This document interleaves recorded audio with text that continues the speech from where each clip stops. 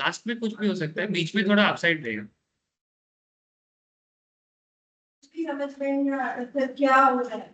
तो कल तो साइडवेज रहेगा, वो तो समझ में आएगा, थोड़ा बहुत पॉजिटिविटी तो था। अच्छा समझ में नहीं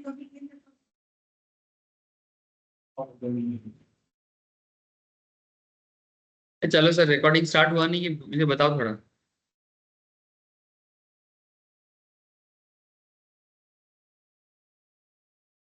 स्टार्टेड ना, मैसेज मिला है आप सबको? Okay okay. अक्षत का बस मुझे कोई आवाज नहीं आ रहा है।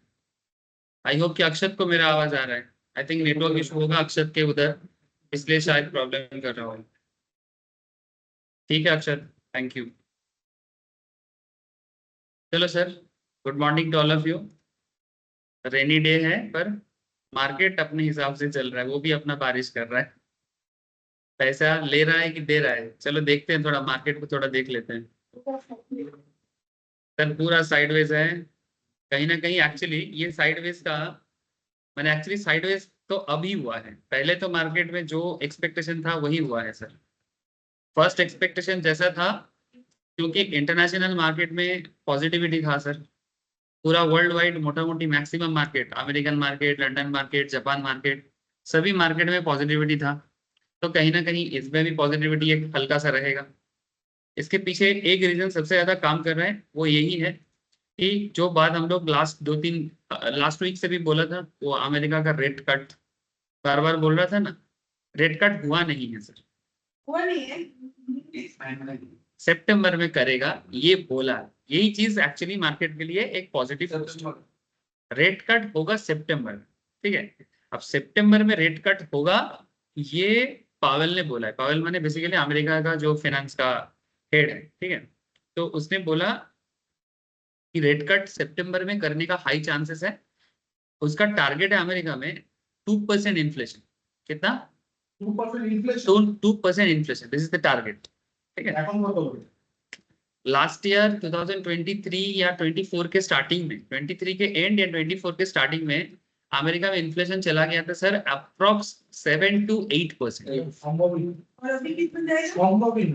8% इन्फ्लेशन चला गया था। अरे तो इंडियन के हिसाब से मत सोच, नॉर्मली अमेरिका का इन्फ्लेशन रेट नॉर्मली 2.5 से 3% रहता ही है, 2.5 to 3%। हाँ, ये ऑल टाइम हाई है। और अभी क्या ये ऑल टाइम हाई है अमेरिका के लिए, या अमेरिका कोई इंडिया थोड़ी है। हम लोगों के लिए 7-8% इन्फ्लेशन कभी कभी देखने को मिलता है। 2010 के टाइम पे जब मनमोहन सिंह का गवर्नमेंट था, मैंने प्राइम मिनिस्टरशिप था, उस टाइम पे इंडिया का इन्फ्लेशन रेट तो 7-8% चला गया था। अच्छा कैसे पता करोगे? एक ट्रिक्स बता रहा हूँ आपको। इन्फ्लेशन हाई चल रहा है कि इन्फ्लेशन लो चल रहा है, इसको पता करने के लिए आपके पास तो डेटा हमेशा होता नहीं है ना, ऐसे डेटा है मिलता है। There are some certain websites है जहाँ पर, गवर्नमेंट वेबसाइट्स है जहाँ पर इन्फ्लेशन का डेटा दिखाते हैं, जैसे WPI का सर डेटा मेरी होता है। आवाज आ रही है? हाँ अक्षत आ रहा है, ठीक है। हाँ ओके। WPI का डेटा आता है, फिर इंडस्ट्रियल इंडेक्स का डेटा आता है, wholesale price index, industrial index, ये सब डेटा तो आता है, बट सबको तो पढ़ना नहीं आता। कि ये डेटा को रीड करके इसका मतलब समझना तो सबको नॉलेज नहीं है ना। ये भी मैं बताता हूँ, अगर आप लोग मेरे से बेसिक्स ऑफ स्टॉक मार्केट का क्लास ले लोगे ना ऐसे ही, ठीक है। तो बेसिक्स ऑफ स्टॉक मार्केट में ना मैं कुछ इवेंट्स और कुछ इकोनॉमिक्स सिचुएशंस के ऊपर बात करता हूँ। वहां पर मैं कैसे WPI रीड करना है, इंडस्ट्रियल इंडेक्स रीड करना है, उसके बारे में भी बताता हूँ, ठीक है। तो जिसको भी चाहिए मेरे को बोलना, मैं बेसिक शेयर कर दूंगा। मार खाएगा। पॉइंट इज दैट, मेरा अभी कहने का मतलब है कि आम आदमी फिर कैसे जानेगा कि इन्फ्लेशन हाई चल रहा है कि लो चल रहा है। इंडियन पर्सपेक्टिव से बता रहा हूँ। इंडियन पर्सपेक्टिव से इसको समझने का एक बहुत सिंपल तरीका है। अगर बैंक FD में हाई रेट दे रहा है तो,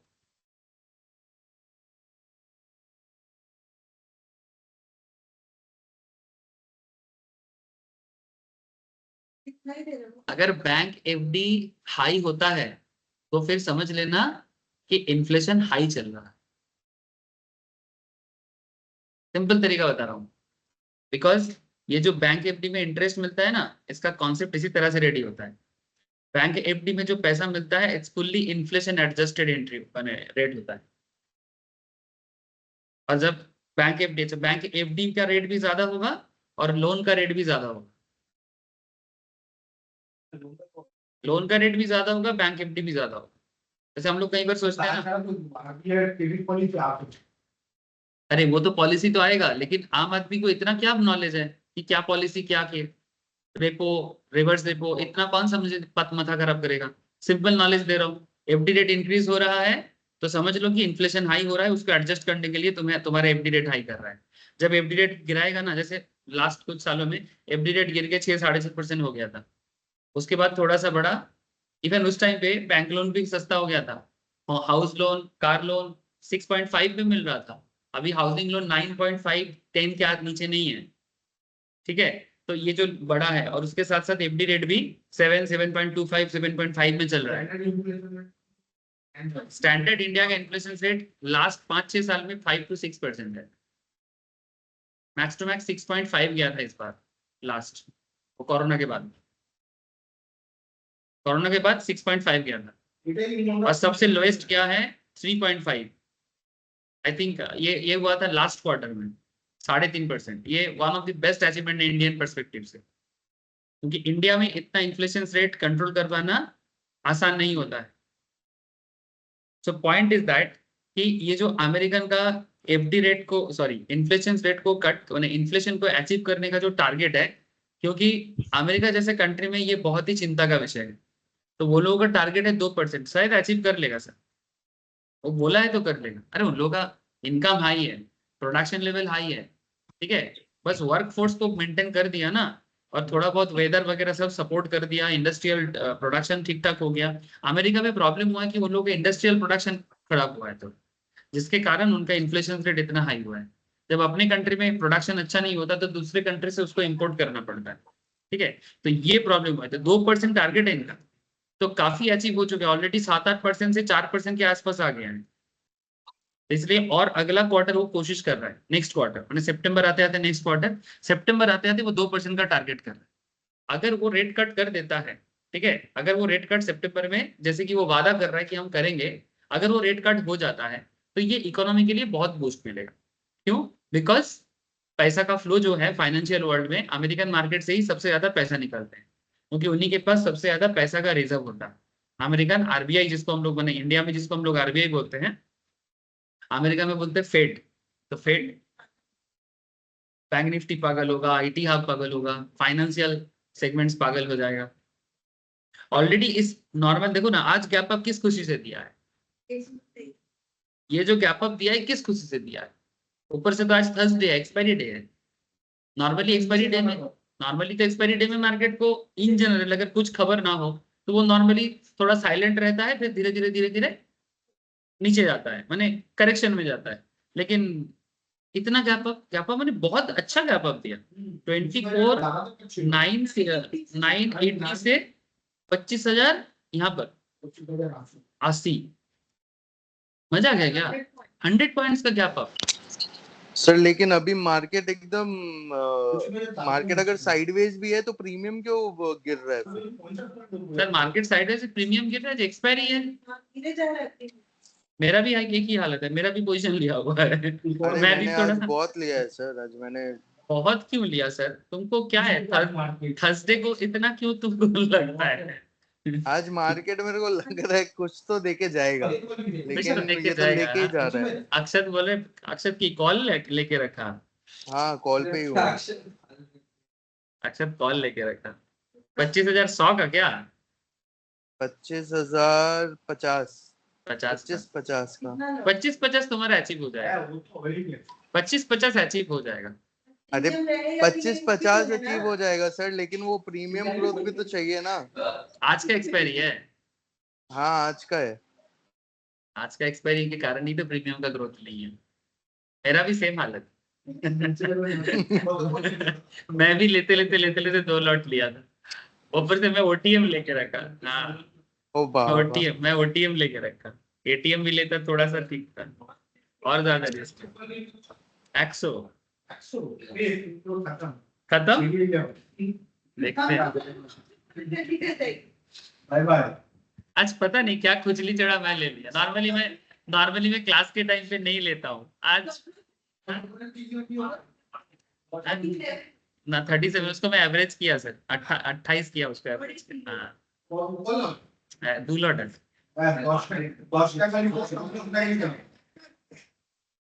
अभी बहुत लॉस जा रहा है, आधा हो गया, आधा हो गया।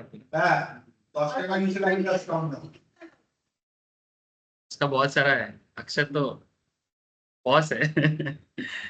ऐसे मैं नॉर्मली ले लिया, अचानक से क्या हुआ, क्लिक हो गया मेरे से, मतलब होता है ना, बोलते ना खुजली हो गया मेरे साथ। नहीं तो नॉर्मली क्लास के टाइम पे मैं नॉर्मली करता नहीं, क्योंकि मुझे पता है कंसंट्रेशन लैग होता है, पढ़ाने में कंसंट्रेशन लैग हो जाता है, तो इसलिए मैं नहीं करता। मेरा हमेशा टारगेट रहता है मैं 2 बजे के बाद करता हूँ, ठीक है। हाँ, मैं किसी भी दिन 2 बजे के बाद मैं मार्केट में फाका रहता हूँ, क्लास खत्म हो जाता है, जो अपॉर्चुनिटी मिलता है उसी में मैं कोशिश करता हूँ, क्योंकि वही मेरा एक साउंड टाइम है, 1-1.5 घंटा। खाना खाते खाते, खाने के बाद थोड़ा सा जो रेस्टिंग होता है। आज की एक तो आगे नहीं है मेरे, आस्ते आस्ते এর সাথে কথা বলতে বলতে ঠেক করে ক্লিক করে ফেলেছি, আর যেই নিয়েছি তারপর থেকে ধড়াতে দিয়ে যাচ্ছে, 11 में चल और एवरेज आउट करने का मन कर रहा है। और एवरेज ना चला जाएगा सर, मेरे को लग रहा है मार्केट थोड़ा सा रिबाउंड होगा। हमको नहीं लग रहा आज होगा। तुम देखो जिस तरह से ये हल्का हल्का गिर रहा है ना, मुझे ऐसा पूरा फील हो रहा है कि ये यहाँ से ना रिबाउंड करेगा एक बार, फिर देखें ना, क्योंकि बहुत धीमा धीमा जा रहा है सर। एक बार वो रिबाउंड करेगा, उसके बाद वो करेक्शन कर सकता है, एक बार रिबाउंड करना चाहिए। 5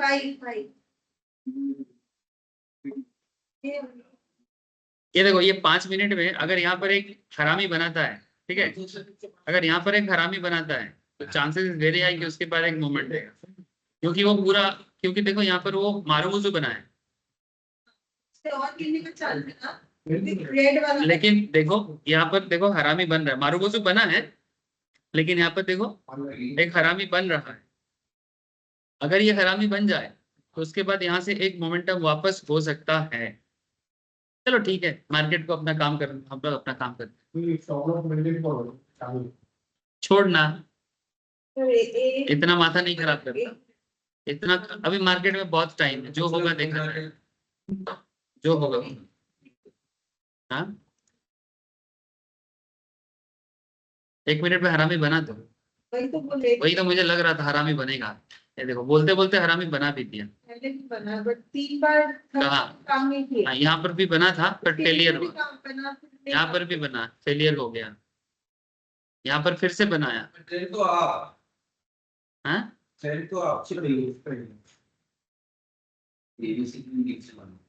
ये यहाँ से ऐसा क्रैक करेगा, 10:35 में क्रॉस करेगा,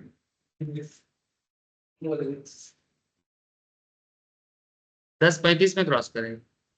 तो एमएसीडी देख के लिए कि कैंडल देख के लिए चीज, कैंडल के ऊपर बेस करके एमएसीडी बनता तो है। एमएसीडी उसमें तो काम, एमएसीडी एक चीज एक्स्ट्रा करता है जो कैंडल नहीं कर पाते।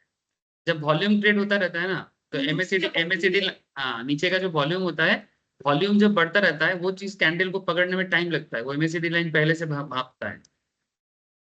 एमएसीडी लाइन का एक नॉर्मल कैरेक्टर होता है, तुम एक चीज ऑब्जर्व करके देखना तो समझ में आएगा कि ये देखो मार्केट गिर रहा है, ठीक है, कैंडल तब पूरा बना नहीं, जब तक कैंडल पूरा बनता नहीं है, जब तक कैंडल पूरी नहीं बनता है, उससे पहले तुम देखना इसका मोमेंटम चेंज हो जाता है, ये अपना डायरेक्शन बदल लेता है। तो ये डायरेक्शन कैसे बदल लेता है, कभी कभी देखना इस पॉइंट पे जाके स्पीड ले लेता है, जब ये क्रॉस करता है ना स्पीड ले लेता है।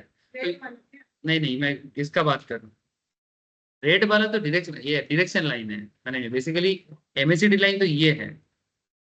ऑरेंज लाइन यहाँ पर 2 चीज आता है एमएसीडी पे, मैं टेक्निकल पे सिखाऊंगा, एक होता है सिग्नल लाइन और एक होता है एमएसीडी लाइन, ठीक है। जब सिग्नल लाइन को एमएसीडी लाइन क्रॉस करता है, उस पॉइंट पे हमें एक्चुअली ट्रेड लेना चाहिए। नहीं, कैंडल बनेगा तभी वो हो जाएगा, अगर कैंडल पॉजिटिव नहीं होगा तो कैसे पॉजिटिव हो सकता है। कैंडल काम करता है, कैंडल के साथ साथ एमएसीडी लाइन तुमको 2 तरफ से हेल्प करेगा। मैंने अगर किसी को भी बाय करना है, ठीक है, वो सोच रहा है तो अभी बाय नहीं करना चाहिए, ठीक है, ये गलत टाइम बाय करने का। देखो मोमेंटम चेंज हो रहा है, देखो मोमेंटम चेंज कर रहा है, इस पॉइंट से अगर ये हल्का हल्का जिस पॉइंट पे जाके ये क्रॉसिंग करेगा ना, ठीक है, ठीक है, तब ये रेड वाला धीरे धीरे ये हल्का हो रहा है, वॉल्यूम कम हो रहा है इसका। पहले जिस तरह का, इसका मतलब वॉल्यूम कम है, पतला हो गया ना। अब जिस पॉइंट से ये धीरे धीरे यहाँ पर डीप ग्रीन चालू करेगा ना, उस पॉइंट पे ये पॉइंट इसको क्रॉस करने का कोशिश करें।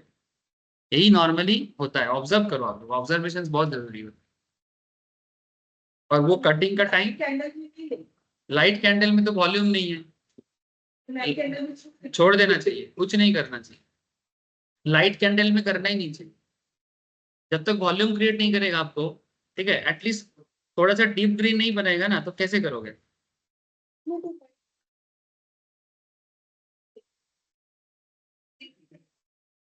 हाँ जैसे आपके घर में तो दिखाया ना लाइट कैंडल और डार्क कैंडल। हाँ इसमें तो हाँ, दिखाता है तो देखिए उसमें कलर कॉम्बिनेशन चेंज करने से होगा। मेरा ये एब्स्ट्रैक्ट है ना, मैं भी तो एब्स्ट्रैक्ट में देखता हूँ। रेडी है।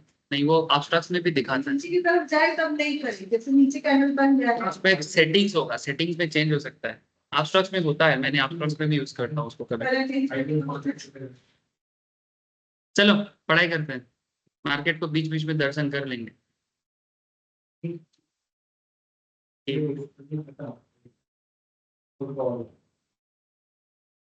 मेरे पीछे पड़ा है। सर और एवरेज करेंगे तो आपको कितना लॉस से बच पाएगा? अरे होने दो ना, मुझे कभी कभी ना लॉस खाने का आदत हो गया है। बीच बीच में हफ्ते में 4 दिन में एक दिन मेरा ऐसा खुजली चढ़ता है, ठीक है, और लॉस होता है। ठीक है, सबसे ज्यादा उस तभी होता है जब मैं क्लास के टाइम पे ले लेता हूँ। हाँ वही मैं याद दिला रहा हूँ। देखो एक्चुअली हम लोग क्या पढ़ रहे थे, चलो पढ़ाई में कंसंट्रेट करें। एवरेज करने से क्या होगा, तुम्हारा मेन प्राइस गिरेगा। जैसे मैंने, मेरा जो कॉन्सेप्ट है 37 में मैंने पहले लिया था, उसके बाद मैंने 20 में लिया था, तो 20 + 37 कितना होता है? 57/2 कितना होगा? 28 समथिंग, है ना। तो पहले मेरा प्राइस था 37 का, अब मेरा प्राइस है 28 हो गया। अगर मैं मानो इसमें और 10% में और एक जोड़ता हूँ, ठीक है, तो कितना हो जाएगा? 38 डिवाइडेड बाई 2 करो, कितना होगा? 19। प्रॉफिट मनी अगर मार्केट में थोड़ा सा भी मोमेंटम आता है, ठीक है, मतलब 37 जाने का चांसेस बहुत कम है। लेकिन अगर मार्केट अभी मतलब 15 में चल रहा है, 15 से वो 20 में जाने का चांसेस है ना, अगर बीच में एक मोमेंटम दे दे, तो इन दैट केस मेरा जो लॉस का रिकवरी है वो हो सकता है। लेकिन ये फुल्ली डिपेंड करता है कि कितना तुम, मैंने रिस्क एपिटाइट कितना है। मैंने तुम लॉट पे लॉट लेके जाओगे तो अल्टीमेटली अगर बाई चांस अगेंस्ट में चला जाए और तुम अगर वो झेल नहीं सकते, तो फिर वो फालतू में तुम्हारा प्रेशर हो जाएगा। इसलिए समझ में ना आए तो मत करो, लेकिन हाँ जब तक मोमेंटम है कर सकते हो। ठीक है, एवरेज आउट करके भी कई बार होता है। मैंने बेसिकली कॉन्सेप्ट इज लाइक कि अगर मैंने कोई प्रोडक्ट पहले ज्यादा दाम पे खरीद लिया और बाद में अगर वो प्रोडक्ट थोड़ा सस्ता होने लगा, ठीक है, तो मैं अगर सस्ता में उसको खरीद लूं, तो ज्यादा दाम और सस्ता दाम मिला के मेरा एवरेज में वो चीज भी सस्ता हो जाता है। और फिर अगर मार्केट में मुझे प्राइस रिकवरी मिलने का चांसेस या संभावना होता है, तो वहां से मेरे को वो रिकवरी हो जाता है। समझे सर? ये उसको बोलते हैं एवरेज आउट का, और कुछ नहीं। जैसे कि मेरा जो करंट सिचुएशन में तो आप लोगों को बता रहा हूँ, मैंने एक लॉट लिया 37 में, सेकेंड लॉट लिया मैंने 20 पे, लेकिन उसके बाद भी मार्केट गिर के 10 में चला गया था, अभी 12 में। तो अभी मेरा प्राइस क्या है? 28। ठीक है, 28। अगर 12 से 28 जाने का चांसेस क्या है? लो ही है, क्योंकि डबल से भी ज्यादा है। मैंने मार्केट कितना स्पीड में बढ़ेगा फिर जाके मेरा प्रीमियम बढ़ेगा। चांसेस वेरी हाई, यहाँ से प्रॉफिट पाना बहुत मुश्किल है, लेकिन हाँ लॉस रिकवरी हो सकता है। क्योंकि प्रीमियम आज, और मैंने आज और क्या किया, मैंने आज का एक्सपायरी लिया, ठीक है, तो इसमें और चांसेस कम है कि मेरा प्रीमियम का ग्रोथ होगा। मैं आपको दिखा, तो भाई मैं यहीं पर लेके रखा, नॉर्मली मैं इधर नहीं लेता हूँ। जैसे देखो ये सिचुएशन पे दिखाई दे रहा है ना सबको, ये देखो,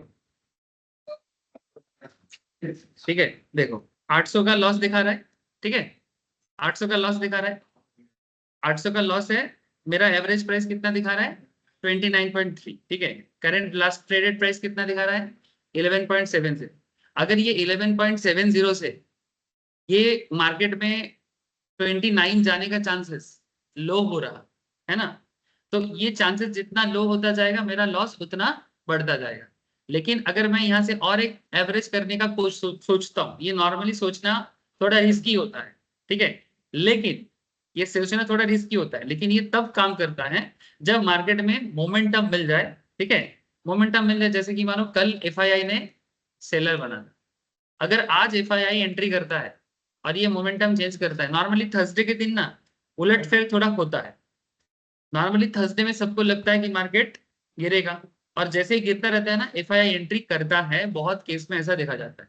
तो ऐसे सिनारियो में अगर ये मोमेंटम चेंज हो जाए तो ये रिकवरी हो सकता है। अदरवाइज जो लॉस मैंने लिया ये मैं जानबूझ के ही लिया, मेरे को ऐसा फील हुआ था कि जब मैं ले रहा था कि एक मोमेंटम देगा, बट हाँ एक चीज मैंने गलती किया कि मेरे को और थोड़ा सा वेट करना चाहिए। अगर मैं 10-12 में लेता तो शायद ये बेहतर होता। ये परफेक्ट टाइम था, ये मेरा गलती है, ठीक है, ये मेरा गलती है, समझ में आ रहा है सर।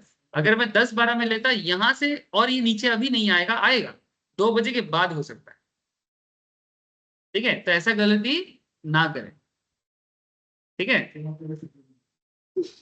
देख मैं रोज बोलता हूँ कि गलती सबसे होता है, गलती सबसे होता है, मैं रोज सबको बोलता हूँ कि एंट्री पॉइंट सही होना चाहिए, ठीक है, लेकिन कभी कभी क्या है ना, हम लोग थोड़ा ट्रेडिंग के चक्कर में फंसते हैं, ये ह्यूमन नेचर है, और उसके कारण जो होता है वो दिखा रहा हूं मैं, अभी आपके साथ बात कर रहा हूँ तो जो सिचुएशन से दिखा रहा हूँ सबके साथ हो जाता है, कभी ना कभी हो जाता है, लेकिन इंसान अपनी गलती से सीखे, वही तो जरूरत है ना सर, ठीक है। तो बस यही प्रॉब्लम है। और नॉर्मली मैं क्या बोलता हूँ कि जो अगर आज एक्सपायरी है, जैसे ये आज का एक्सपायरी नहीं लेना चाहिए। इवन अक्षत मुझे सुबह फोन किया था क्लास के पहले, अक्षत मुझे बोला सर क्या करें, मैं अक्षत को बोला सर आज का एक्सपायरी मत करो, लेकिन अक्षत जब मुझे फोन कर रहा था उस टाइम पे मैंने ऑलरेडी पोजिशंस लेने के लिए सोच रहा था, और उसके साथ फोन करते करते मैंने ले लिया, ठीक है, मैं खुद ले लिया, लेकिन उसको मैं मना ही किया। तो शायद, हाँ शायद आज का बोला कि नेक्स्ट का बोला ना, वो আর কম নিয়েছে, ও 25,050 নিয়েছে। অ্যাকচুয়ালি আমি যখন নিয়েছিলাম তখন না 50-এ চলছিল মার্কেট, তো আমার ওই সময় অনেকক্ষণ ধরে না মার্কেট একটা সাইডওয়েজ মোমেন্টাম দিচ্ছিল। হ্যাঁ আমি তখন ভাবলাম কি যেভাবে মোমেন্টাম আছে হতে পারে 100 একবার যেতে পারে, তো সেই জন্য আমি সে সময় নিয়ে ফেলেছিলাম, আর তারপর আমি আর অতটা খেয়াল করিনি, তারপরে শুধু ক্লাসের কথাতে চলে গেছি, তার মধ্যে এই ঘটনা তো হতেই পারে। তো ঠিক আছে, দেখ যেদিন আর 8,000-10,000 টাকা রোজগার হয় সেদিন তো বলি না, এক্সকিউজ দিই না, হয়ে যায়। हाँ बोलो। अच्छा, वो अभी कम प्राइस वाले स्टॉक्स, अच्छा ठीक है बता देंगे।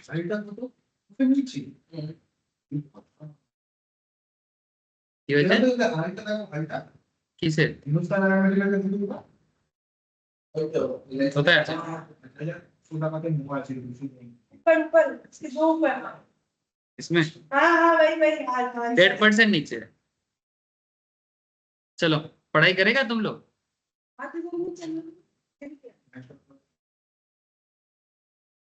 ये सुनो, हम लोग एक्चुअली ऑप्शन चेन में क्या स्टार्ट किए थे सर? भेगा। क्या स्टार्ट किए थे? भेगा, ठीक है। चलो आप लोगों को मैं याद दिलाता हूँ कि भेगा क्या होता है।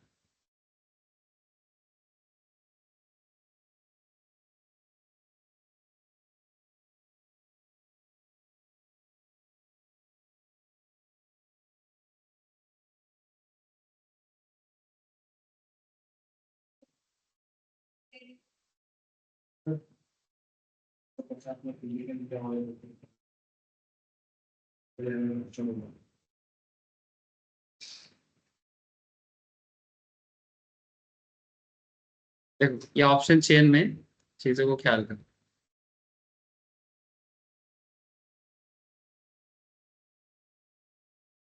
ठीक है, कनेक्टेड है ना। देखो करेंटली मार्केट कहाँ है? 25,024 में, ठीक है, ये इसको क्या बोलेंगे? एटीएम स्ट्राइक, ठीक है। 25,100 को क्या बोलेंगे? कैसा ओटीएम? और जो इसके नीचे है इसको क्या बोलेंगे?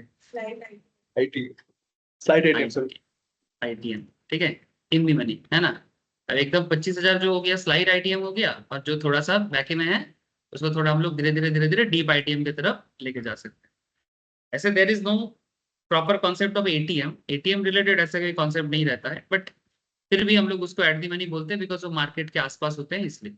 अदरवाइज देयर इज मेनली दो कॉन्सेप्ट होता है, आईटीएम एंड ओटीएम। एटीएम बस एक मार्केट के आसपास जो है उसे एटीएम कहा जाता है, इतना सा। मेनली आईटीएम होता है, ओटीएम होता है। अच्छा, हम लोग रिसेंट क्लासेस में ऑप्शंस ग्रीक के अंदर डेल्टा में बातचीत किए हैं, गामा में बात किए हैं, उसके बाद फिर हम लोग टाइम डी के थीटा में बात किया।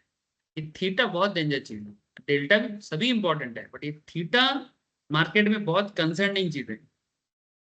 ये एक्चुअली आपका प्रीमियम को जो खाता है ना, यही खाता है टाइम डी के, माने समय के साथ साथ आपका प्रीमियम गिरेगा, और स्पेशली जितना एक्सपायरी के तुम पास आओगे उतना गिरेगा। अब ये जिसमें आज का जो ट्रेड है, ये रिस्की ट्रेड क्यों है? कभी कभी मैं ऐसा देखता हूं करके, ठीक है, मैं भी, आप लोग भी करोगे, ठीक है, कम करना। बट क्या होता है, रिस्की ट्रेड क्यों है? क्योंकि एक तो मैं एक्सपायरी पे ले रहा हूँ, मैं सिखाने के टाइम पे आपको क्या बोलता हूँ, मत लो, ठीक है। लेकिन कभी कभी मैं थोड़ा सा आजमा के देखता हूँ कि देखो कुछ चीजें ना एक्सपीरियंस भी करना चाहिए, ठीक है। जैसे ये मैंने सोचा कि रेट कट हुआ है, क्या मोमेंटम देता है, थोड़ा आजमा के मैंने देखा, इसलिए मैंने पहले एक लॉट लिया और फिर बाद में थोड़ा एवरेज करके 2 लॉट ले लिया। ये अभी दिस देखने का है कि क्या सिचुएशंस होता है, कभी कभी क्या काम करता है, ये कभी कभी देखना भी चाहिए। लेकिन नॉलेज क्या बताता है, मेन नॉलेज बताता है कि जितना एक्सपायरी के तुम पास जाओगे, थीटा तुम्हारा प्रीमियम खा जाएगा। ये 23 एक्चुअली हमें ये सिखा रहा है कि जितना प्रीमियम चल रहा है, ठीक है, 25,050 का 23, 25,100 का कितना है, 10% 90, माने ये जिस तरह से चल रहा है, इसका देखो -10, किसका एक्सपायरी आज ही है ना, माने जि अगर ये जैसा जा रहा है ये 0 हो जाएगा। कौन? दोनों ही, सभी 0 हो जाएगा। देखो 22 टका 80 पैसा भी चले जाएगा, ये भी हो जाएगा। लेकिन हाँ, थीटा माने एटर माने হচ্ছে थीटा 11 का मतलब क्या है कि मेरा जो करंट प्रीमियम है उतने से ये प्रीमियम गिर जाएगा। थीटा का 0 होने का मैटर नहीं है, मैटर इज लाइक कि मेरा जो करंट प्रीमियम है, कौन, हाँ वो तो गिर जाएगा ना, और करेंटली जो हालत है उससे ये माइनस हो जाएगा। যত এগিয়ে আসবে তত এটা কমে যাবে, মানে প্রিমিয়ামটাও কমে যাবে। মানে প্রিমিয়াম যদি এখন 10 টাকা চলছে, তাহলে ওটা 10 টাকায় কমে যাবে। তাই 10 টাকা থেকে 10 টাকা চলে গেলে প্রিমিयम তাহলে लास्टे কত দাঁড়াবে, प्रीमियम लास्ट में हो जाएगा 0। इसलिए लास्ट में देखा जाता है 0.5 0.53 ऐसा ऐसा कुछ बचा रहता है।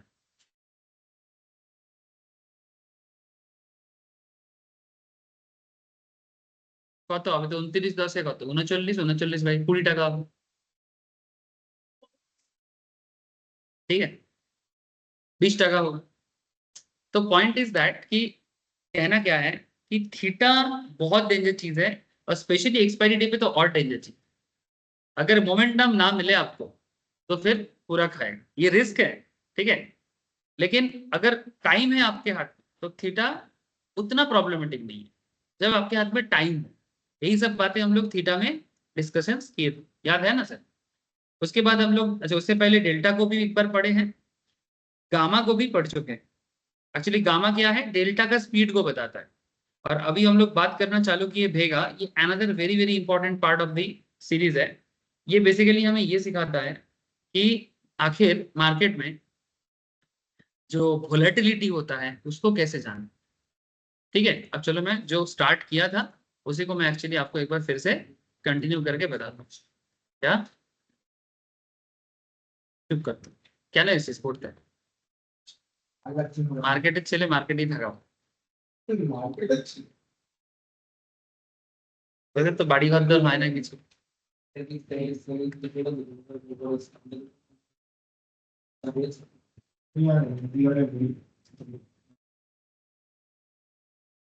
देखो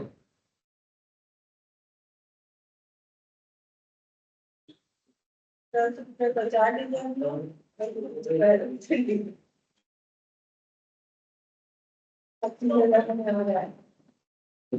25 आ रहा है, हाँ, तो फिर बोले 10 मेरे को डरा रहे हो सर। नहीं तो वो भी चला जाए। लास्ट दिन ये सब पॉइंट ए सुमित पढ़ते दिवी लास्ट दिन हम लोग सर वोलेटिलिटी को समझने के लिए तो बैट्समैन के ऊपर एग्जांपल्स को लिए थे, याद है ना। अब उसके बाद हम लोग बैट्समैन के एग्जांपल के बाद उसमें हम लोग सिग्मा कैलकुलेशन करना सीखे थे, बोले थे लास्ट क्लास में कि बचपन याद आएगा, ठीक है।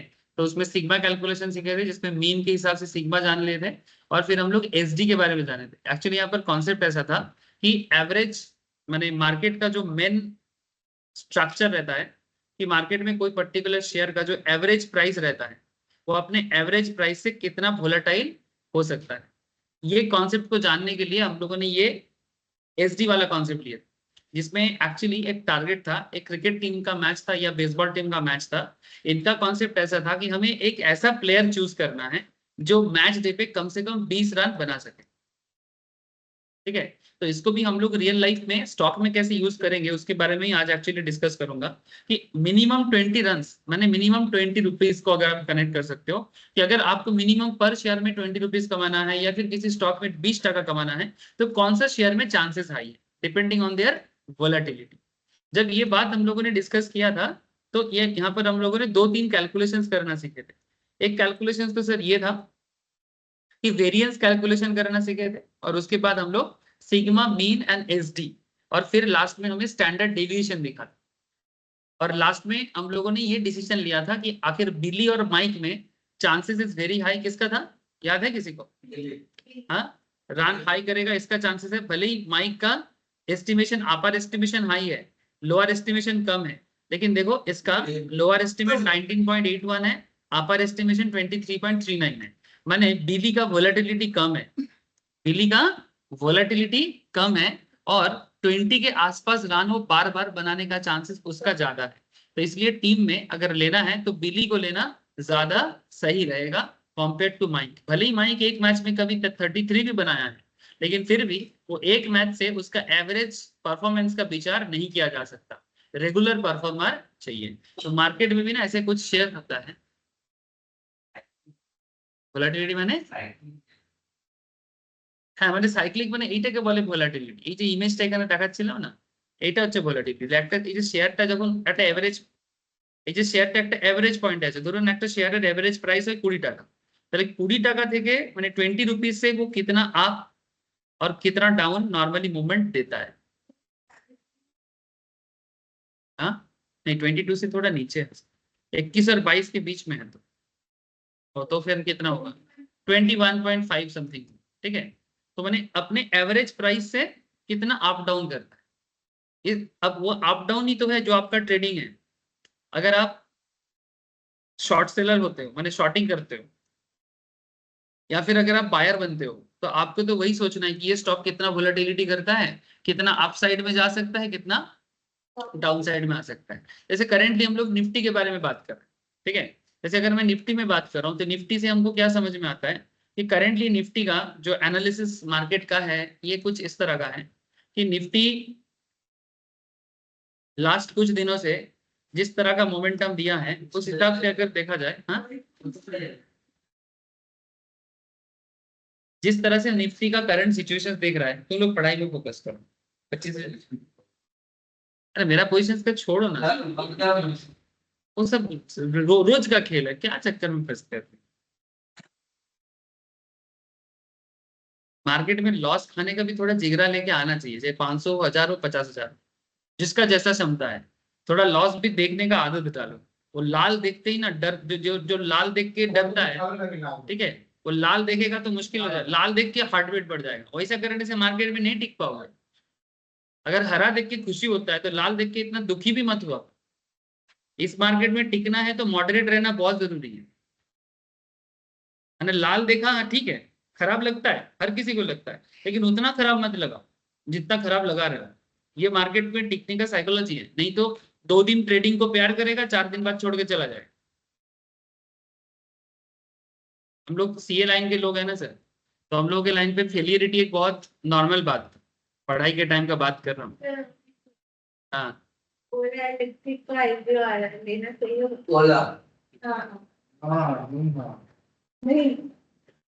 अभी ओला के बारे में बात नहीं करूंगा, बहुत लोग मेरे को बहुत दिन से पूछ रहे हैं, मैं थोड़ा सा देखो कब लास्ट डेट कब है, कल से शुरू है। कल से शुरू है ना, ठीक है, मैं आज एक बार बैठूंगा ओला लेके, 2-4 दिन बोला है मुझे, मैं देख के बोलूंगा। देख के आगे बताइए। तो प्रोफेशनल लाइन में रहने के कारण हम लोग जब एग्जाम देते थे, फेलियरिटी के चांसेस ऑलवेज बढ़ता। तो स्टार्टिंग में तो फेल से डर लगता था, लेकिन धीरे धीरे आदत हो गया कि भाई ये होता है, क्योंकि जब बाकियों को भी देखते था, खुद के साथ भी एक आध बार जब हुआ तो एक आइडिया लगा कि ऐसे नॉर्मल है, होता है, ठीक है। फिर जब प्रोफेशनल जॉब वगैरह में गए, वहां पर भी तो और बड़ा चैलेंज देखने को मिला, मैंने पढ़ाई क्या चीज है उससे भी बड़ा चैलेंज, ठीक है, कि काम कितना आता है, नहीं आता है। अगर नहीं आएगा तो जिस तरह का सुनना पड़ता है ना, वो एक अलग लेवल का है, ठीक है भाई, क्या पढ़ के आए हो, डिग्री का क्या करेगा, ठीक है। तो इतना ना लाल से मत डरा, लॉस हो जाएगा, क्या होगा, ये जो होता है ना, ये थोड़ा सा आदत डाल, लेकिन ना गलत डिसीजन नहीं लेना है बार बार, वो अलग चीज है। तो बेसिकली वॉलेटिलिटी का बेसिक मतलब ये है कि मार्केट करंट पॉइंट से कितना दूर आगे नीचे हो रहा है, ठीक है।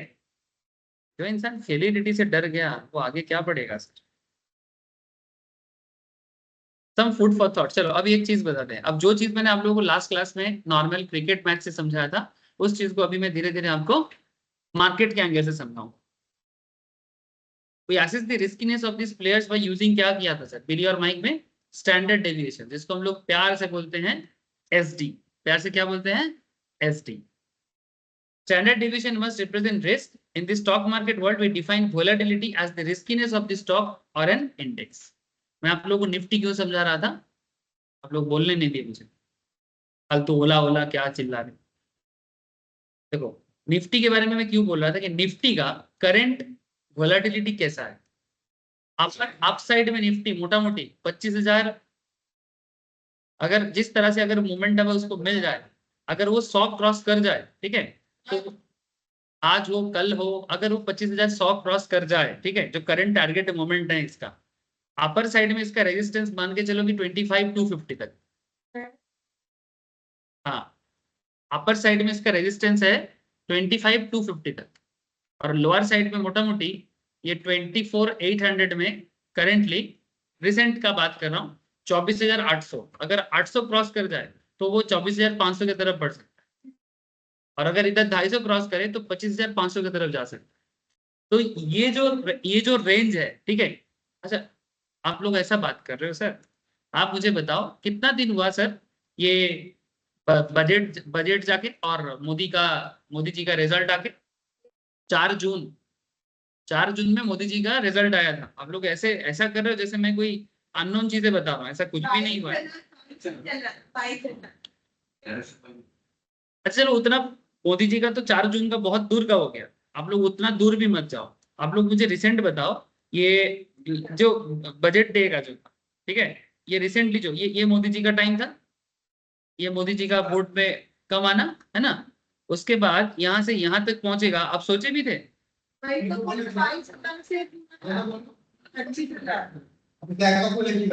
ठीक है, हाँ तेरे को ही तो बोल रहा हूँ, ठीक है। अब उसके बाद यहाँ पर जब मार्केट गिरा था बजट डे में, कहाँ गया बजट डे का गिरना, यही वाला तो है, सबसे ये वाला ना, 23,800 में मार्केट चला गया। यहाँ से मार्केट फिर से कवर करके 25 में कैसे चला गया, लास्ट वीक का ही बात है। तो ऐसा नहीं है कि मार्केट मार्केट में कुछ तो बात है। जब सब कोई चिल्ला रहा था ग्रुप में, मैं भी देखा कुछ लोग, हाँ, तो सब कोई चिल्ला रहा था मार्केट और गिरेगा और गिरेगा और गिरेगा।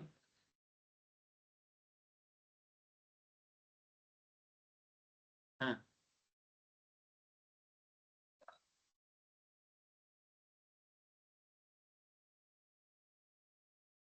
টাইম টিকে তো এক্সপায়ারির উপর ডিপেন্ড করে, টাইম টিকে অনলি ডিপেন্ড অন এক্সপায়ারি, ওটাকে আমরা কমপ্লিট মার্কেটের গ্রোথের সাথে কানেক্ট করতে পারি না। হ্যাঁ, 23 জুলাইতে।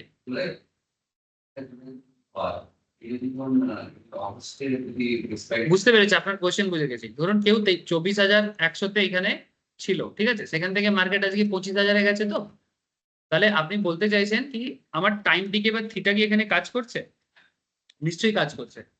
কাজ বলতে দেখুন, যেদিন नेक्स्ट दिन মানে 23rd এর পর 24 বা 25th है, बेसिकली 25th में जब मोमेंटम मिला मार्केट को, उस पर्टिकुलर डे में डीके काम किया क्या, डीके माने टाइम डीके का बात है, थीटा, थीटा का थीटा तो था नॉर्मल में, लेकिन इस दिन किसका एंट्री हुआ, एफआईआई का एंट्री हुआ, और जब एफआईआई का एंट्री होता है मार्केट सारा टारगेट को पीछे छोड़ देता है, क्योंकि वो एक दिन में 400 पॉइंट का मूवमेंट दिया था, हर पॉइंट में मूवमेंट बन रहा था।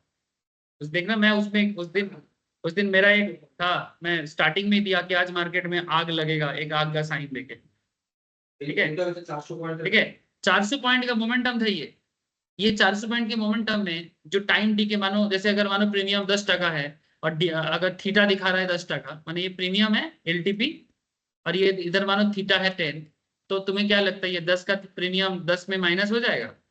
ऑब्वियसली नहीं। जब मोमेंटम मार्केट में चलेगा ये 10 का प्रीमियम, उस दिन 400 पॉइंट में मार्केट बढ़ा है ना, ये कम से कम 10 का प्रीमियम कुछ नहीं तो 50 में तो चला ही जाता है, नहीं उतना नहीं जाता है। 10 টাকার প্রিমিয়ামটা কত? মার্কেট 400 পয়েন্টে বেড়েছে, তাও তো 50 বেশি বলেছি না, খুব জোর 40 যেতে পারে, 30 থেকে 40 যেতে পারে, 3 গুণ বাড়তে পারে, কারণ এটা তো ওটিএম আছে ना। प्रीमियम सस्ता कहाँ होता है? ओटीएम में होता है। तो फिर भी 3 गुना क्या कम होता है? 3 टाइम्स क्या खराब होता है? वो भी तो अच्छा है ना। तो मेरा पॉइंट है कि उस टाइम पे डी का उस हिसाब से बने, डी के उस हिसाब से काम नहीं करेगा। लेकिन जब मार्केट में स्पेशल कोई मोमेंटम नहीं है, मार्केट एक नॉर्मल है और ऊपर से थोड़ा नेगेटिव है, जैसे अभी मार्केट में उस तरह का मोमेंटम नहीं है, मार्केट एक्सपायरी में है, तो ऑटोमेटिकली थीटा अपने हिसाब से काम करेगा, তখন ওটা এক্সেপশনালি কাজ করে। মোমেন্টাম না থাকলে এভারেজে যেটা হওয়ার ওটাই হবে। समझ में आया सर? जैसे वो कभी कभी होता है ना ठंड के टाइम पे, मैंने दिसंबर का मौसम है बट एक आध दिन ऐसे होता है जिस दिन ठंड ही नहीं लगता है ना, ठीक है, kind of that kind of day. माने एवरेज में ठंड के टाइम पे ठंड लगेगा, बारिश में बारिश होगा, ठीक है, लेकिन कभी कभी बारिश के दिनों में भी एक आध दिन ऐसा होता है नहीं कोई बारिश नहीं है, फुल धूप छा जाता है। तो ऐसा तो नॉर्मल वेदर में भी होता है, तो वैसा फ्लक्चुएशन मार्केट में भी होता है। लेकिन थीटा का नॉर्मल कॉन्सेप्ट क्या है कि थीटा किसी भी प्रीमियम को धीरे धीरे खत्म कर, ये थीटा का बेसिक काम है। लेकिन स्पेशल डे में वो पर्टिकुलर कॉन्सेप्ट प्रॉपर काम नहीं है, सही तो। अब वोलेटिलिटी बेसिक से हम लोगों को स्टैंडर्ड डेविएशंस का जो बेसिक कॉन्सेप्ट पता चला था, उसी कॉन्सेप्ट को आगे लेते हुए मैं यहाँ पर आपको सेम डेफिनेशंस पे, जैसे हम लोग वहां पर दो प्लेयर को लिए थे बिली एंड माइक बोल के, कि दोनों में से किसी एक प्लेयर को खिलाना है मैच में। यहाँ पर हम लोग इन्फोसिस एंड टीसीएस ले रहे हैं, ठीक है, आईटी का दो बिग बिग ब्रदर, ठीक है, टीसीएस एंड इन्फोसिस। बोला रिसेंटली मेरा क्लास में भी टीसीएस इन्फोसिस में मैं बार बार ट्रेडिंग के लिए भी बोला, और उसके बाद क्या ग्रोथ दिया आप लोगों ने देख चुके ऑलरेडी। हाँ सर, तो टीसीएस का वोलेटिलिटी है 25%, सॉरी इन्फोसिस का वोलेटिलिटी है 25% और टीसीएस का वोलेटिलिटी है 45%, ठीक है। Then clearly Infosys has less risky price movement when compared to TCS. जिसका वोलेटिलिटी कम होगा, ठीक है, उसका प्राइस मूवमेंट लेस रिस्की होगा, ठीक है। एग्जाम्पल के तौर पे कुछ बात ऐसा होता है, मानो कि 15 जुलाई, ये थोड़ा पुराना डेटा है अब उसको छोड़ो, मानो निफ्टी स्पॉट चल रहा था 8,547 में, माने 8547 पे, निफ्टी वोलेटिलिटी है 16.5%, ठीक है, निफ्टी वोलेटिलिटी कितना है 16.5%, टीसीएस स्पॉट कितना है 2585 पे, और टीसीएस का वोलेटिलिटी कितना है 27%। देखो यहाँ पर किसके साथ किसको कंपेयर किया जा रहा है, निफ्टी के साथ टीसीएस का। निफ्टी का वोलेटिलिटी 16.5, टीसीएस का वोलेटिलिटी 27%।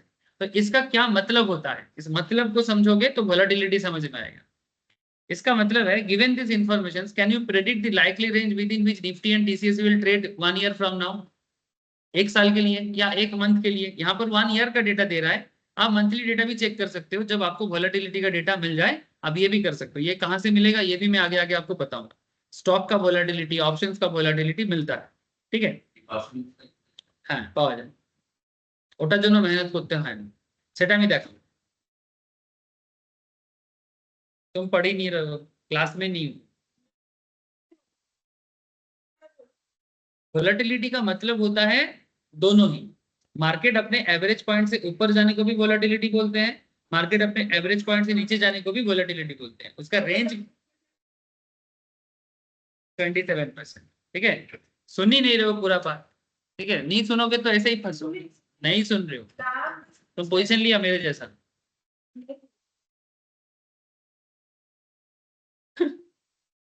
उन्हें वहां जाके बोला सर नहीं लेते हैं, हम नहीं लो, ठीक है। समझ में नहीं आता है तो क्यों लेना, है ना। नहीं, जब समझ में नहीं आता है नहीं लेना चाहिए। गिवन दिस इंफॉर्मेशन, अच्छा देखो यहाँ पर हम लोग को निफ्टी का वोलेटिलिटी का डेटा मिला है कितना, 16.5, और टीसीएस का वोलेटिलिटी का डेटा मिला है 27। तो अगर निफ्टी 16.5% वोलेटिलिटी है तो 8547 मेरा निफ्टी चल रहा है, तो 8547 का 16.5% निकालो कैलकुलेटर। नहीं नहीं, 7136 नहीं होगा, 8547 का 16.5 करके, हाँ ये माइनस करके आया, ये माइनस करके आया, मैंने 8547 से 16.5 ऑफ 8547, 411 টাকা মতো হচ্ছে। हाँ कितना हो रहा है, 1410। 1410 ही है क्या 16.5%। 16.5 ऑफ 8547, 1410। 8547 से 1410 को माइनस करने से ये आ रहा है सर 7136।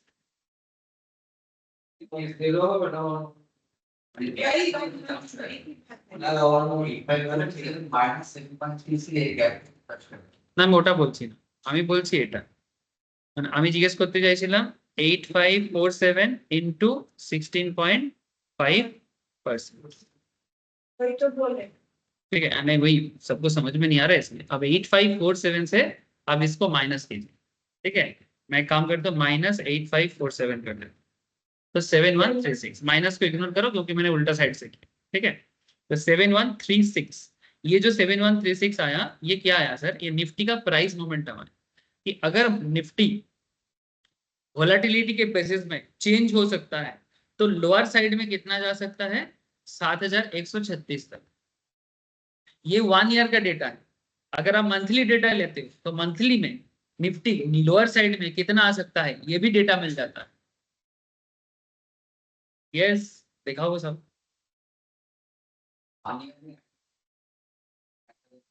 হ্যাঁ, যদি আমি ভোলাটিলিটি ডেটাটা পাই তাহলে আমি বুঝতে পারবো যে নিফটি এক বছরের মধ্যে কি ভোলাটিলিটি আছে। হ্যাঁ প্রচন্ড ইম্পর্টেন্ট অবভিয়াসলি, তোকে এমনি এমনি ক্লাসগুলো করাই আমি। সেখানে সেলিং করলে জীবনে 10 প্রাইস যাবে, মানে আমি যদি রেঞ্জটা বুঝতে পারি ওর ভোলাটিলিটি রেঞ্জটা, ঠিক আছে, ঠিক যেরকম बेसिकली ये कॉन्सेप्ट कैसा है कि मार्केट में सबसे इम्पोर्टेंट जो चीज होता है क्या हुआ, क्या बोल रहा है, মানে মার্কেট আরো ফাস্ট হয়ে গেল, আরো ফাস্ট হয়ে গেল এটা এই সব এখন কোনো কাহিনী কি পায় কে বলেছে, বলছি যে মার্কেটে তুমি বলো আমাকে হ্যাঁ এফআইআই ফেল করে বেরিয়ে যাচ্ছে, বেরোক না, ডিআইআই এর মধ্যে তোমার ভলিউম রয়েছে, ডিআই এর কাছে ভলিউম থাকলে ডিআই মার্কেট মুভ করাচ্ছে মার্কেট আগের দিনকে এফআই ডিআই ডেটা চেক কর, ঠিক আছে, ঝগড়া করবি তো ডেটা দিয়েছে ঝগড়া করবি, এমনি ঝগড়া করবি না, ডেটা পাই, ठीक है। एफआईआई का डेटा तुम चेक करो, মার্কেট পড়ার কথা एफआईआई का मार्केट देखो सर, सिचुएशंस में अगर मोमेंटम है वो अलग चीज है, लेकिन ओवरऑल रेंज तुम इग्नोर नहीं कर सकते। सर तो डेली बेसिस में क्या 16 नहीं ये एक ओवरऑल एक साल का डेटा से ये बताया जा रहा है, उसका डेटा भी तुमको मैं आगे दिखाऊंगा डेली बेसिस में क्या चलता है, मोटा मोटी मंथली बेसिस में 15 डेज के बेसिस में वोलेटिलिटी दिखता है। तो फिर अच्छा मुझे एक चीज बता सुमे, तो अगर ऐसा बोल रहे ये सेंसिबल ये लोग जो सॉफ्टवेयर बनाता है ये फिर ये सब डेटा के पीछे माथा खराब ऐसे ही कर देता है, অপশন থেকে তো অপশন ही तो বোঝাচ্ছি, ওটা তো তুমি এক বছরের রেঞ্জ বলছো, এক বছরের রেঞ্জটা বোঝাবার জন্য বোঝাচ্ছি। না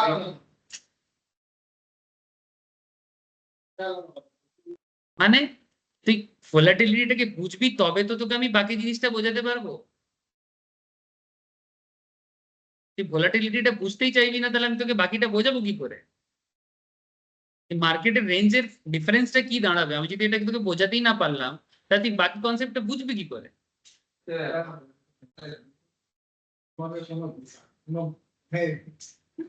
তুই পড়বি না তো, তুই পেছন মেঝে যা, তুই কি করবি তো নিজের কাছে। মার্কেটটা পড়বে কিন্তু করতে দিচ্ছে না, এই মার্কেটের গল্প করতে আমরা এখানে আসি না, মার্কেট নিজের বাড়িতে বসেও করা যায়, যদি মার্কেটে আমি জানি এই ক্লাসে এলেই ডিস্টার্ব করবে, ওই জন্য যখন ফোন করে বলে দাদা আমি আসছি, আমি সোজা বলি একদম আসবি না, গেট খুলতে দেবো না। আরে এদের এখন এগুলো সব শেখা হয়ে গেছে, এদের এগুলোতে কোনো ইন্টারেস্ট নেই। এরা এখন শুধু টাকা ছাড়া কিছু বোঝে না, এরা শুধু টাকা বোঝে আর কিছু বোঝে না। এই জন্য আমি এদেরকে ক্লাসে ঢুকতে দিই না, ঠিক আছে? বেশি প্রাক্তনীদের এই জন্য ঢুকতে দেওয়া উচিত না। হ্যাঁ, এগুলো যখন শেখানো হয়েছিল তখন শিখেছিল, হ্যাঁ, সেই জন্য এখন গিয়ে दादागिरीটা मारे। इग्नोर करो सर, हाँ ये सब बातों को इग्नोर करो, मेरे को सबका पता है और मैं कुछ माइंड नहीं करता इन लोगों का। मेरे को आदत है मेरे को, अभी एक्चुअली थोड़ा बड़ा हो गया है, नहीं तो अभी उल्टा सीधा सुना देता अभी क्लास में। सुनो, तो बेसिकली वॉलेटिलिटी क्या कॉन्सेप्ट से काम करता है, इस चीज को समझो कि मार्केट जिस पॉइंट में चल रहा है, इस पॉइंट के बेसिस में अगर हमें वॉलेटिलिटी का डेटा मिलता है, जैसे यहाँ पर गिवन था कि अगर निफ्टी 16.5% वॉलेटिलिटी में है तो निफ्टी नीचे गिरेगा तो इतना नीचे जा सकता है। और अगर निफ्टी, ये जो मार्केट में एनालिस्ट लोग टीवी में आके बकता है, क्या बकता है, एक निफ्टी अपर साइड में यहाँ तक है, लोअर साइड में यहाँ तक है। जैसे हम लोग अभी बात करते 25,100 तक मार्केट जा सकता है, लोअर साइड में अगर मार्केट गिरेगा तो 24,800 तक गिर सकता है। तो ये किस बेसिस में बोल रहा है? सपोर्ट रेजिस्टेंस को देख के बोल रहा है, और सपोर्ट रेजिस्टेंस के साथ साथ निफ्टी का रिसेंट वोलेटिलिटी को देख के ही ना बोल रहा है कि मार्केट लास्ट कुछ दिनों में कहां तक अपर बाउंड में और कहां तक लोअर बाउंड में चल रहा है, उसके हिसाब से ये रेंज आ रहा है। सिमिलर रेंज है, सिमिलर काइंड ऑफ कॉन्सेप्ट है विद द वोलेटिलिटी परसेंटेज। अभी भी बहुत कुछ बताना बाकी है मेरे को, जब बताएंगे तो पूरा चीज समझ में आएगा। अभी तो जस्ट मैं वोलेटिलिटी को समझाने का ही कोशिश कर रहा हूँ। सिमिलरली अगर अपर साइड में निफ्टी जाएगा तो कहां तक जाएगा?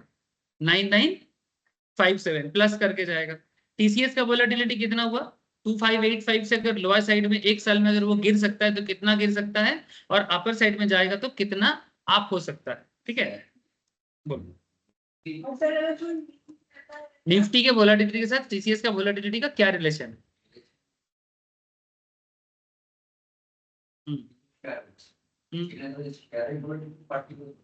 ऑब्वियसली एक्चुअली निफ्टी उठेगा और शेयर नहीं उठेगा, ये डिपेंड तब होता है क्योंकि निफ्टी 50 का अपने आप में क्या है, ये इसका एक्चुअली कोई औकात ही नहीं है। सर हाँ बोलो सर। सर अभी मार्केट एमएससीडी में 3 मिनट के चार्ट में कट कर रहा है, तो ये क्या मोमेंटम बन सकता है लेने के लिए? बन तो सकता है सर, बन तो सकता है, बट अपने रिस्क में लो सर, ठीक है? प्लीज टेल, मेरा बात को समझो कि ये जो निफ्टी निफ्टी नहीं,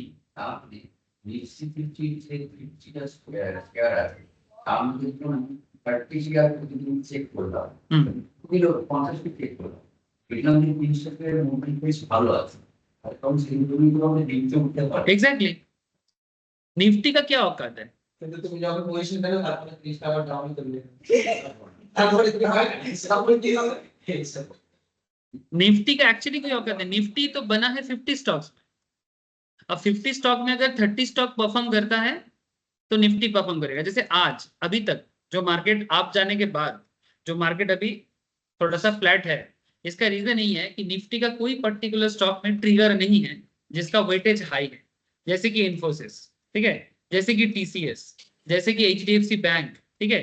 इनमें से अगर कोई भी, जैसे कि रिलायंस, ठीक है, ऐसा कोई भी स्टॉक जो निफ्टी 50 का मेन ट्रिगर है, अगर उसमें से कोई भी स्टॉक में अगर इन्वेस्टमेंट बढ़े तो निफ्टी उसको उठा देगा।